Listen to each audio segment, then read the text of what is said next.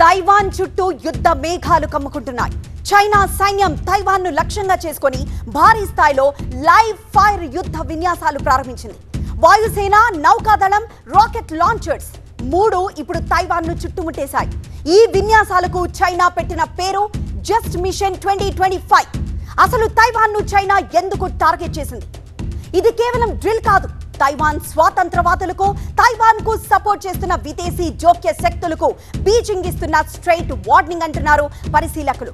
ఈ పరిణామాలతో తైవాన్ కూడా అలర్ట్ అయింది. సైనికులను అప్రమత్తం చేస్తూ చైనా దాడి చేస్తే ఎలా తిప్పికొట్టాలన్న దానిపై ర్యాపిడ్ రెస్పాన్స్ డ్రిల్స్ నిర్వహిస్తోంది. ఇక తైవాన్ కు సపోర్ట్ గా ఉంది అమెరికా అండ్ జపాన్. తైవాన్ తో అమెరికా $11.1 బిలియన్ ఆయుధాల ఒప్పందం కుదుర్చుకుంది.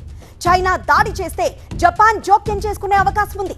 ఇక తైవాన్ జలసంధి ఉత్తరం, దక్షిణ, పశ్చిమ ప్రాంతాల్లో బలగాలు మోహరించింది చైనా. భూభాగం, సముద్ర లక్ష్యాలపై లైవ్ ఫైరింగ్, తైవాన్ ను పూర్తిగా చుట్టుముట్టే వ్యూహాలు చేస్తోంది బీజింగ్. ప్రధాన పోర్ట్లను మూసివేసింది తైవాన్. గత 24 గంటల్లో 2 చైనా యుద్ధ విమానాలు, 11 యుద్ధ నౌకలు ద్వీపం చుట్టూ సంచరించాయి. మరోవైపు తైవాన్ కూడా తగ్గడం లేదు.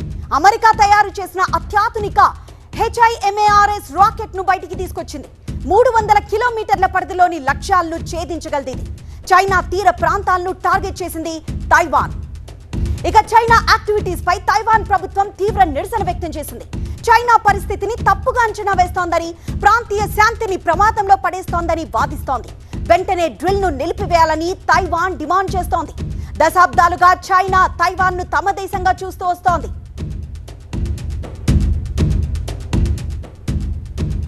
ఇక 1949 నుంచే ఈ చీలిక మొదలైంది. చైనా సివిల్ వార్ తర్వాత మావో కమ్యూనిస్టులు మెయిన్ ల్యాండ్ ను ఆక్రమించగా చియాంగ్ కై షేక్ నేతృత్వంలోని నేషనలిస్టులు తైవాన్ కు పారిపోయారు. అప్పటి నుంచి 2 చైనాలు, ఒకే చైనా అన్న వాదన మొదలైంది. ఒకే చైనా సిద్ధాంతమే బీజింగ్ బేస్ చైనా రాజ్యాంగం ప్రకారం తైవాన్ అనేది విడిపోయిన ప్రావిన్స్ మాత్రమే. తైవాన్ స్వాతంత్ర దేశం కాదన్నది చైనా అధికారిక వాదన. ఇక యుద్ధం లేకుండా తైవాన్ కలవాలంటోంది చైనా. శాంతియుత ఏకీకరణ అంటూనే అవసరమైతే బల ప్రయోగం చేస్తామంటూ హెచ్చరిస్తోంది చైనా. ఇక తైవాన్ భౌగోళిక స్థానం చైనాకు ప్రాణం.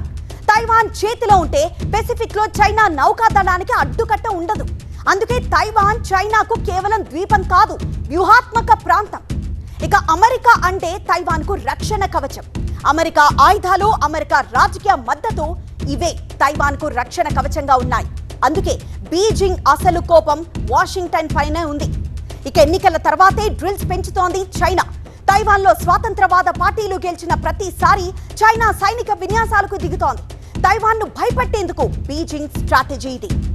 ఇక తాము చైనీయులమే కాదు అంటున్నారు తైవాన్ ప్రజలు. భాష ఒక్కటైన వ్యవస్థ వేరు, ప్రజాస్వామ్యం వేరు, గుర్తింపు వేరు అంటోంది తైవాన్. కానీ తైవాన్ ఎప్పటికైనా స్వాధీనం చేసుకుంటామంటోంది చైనా.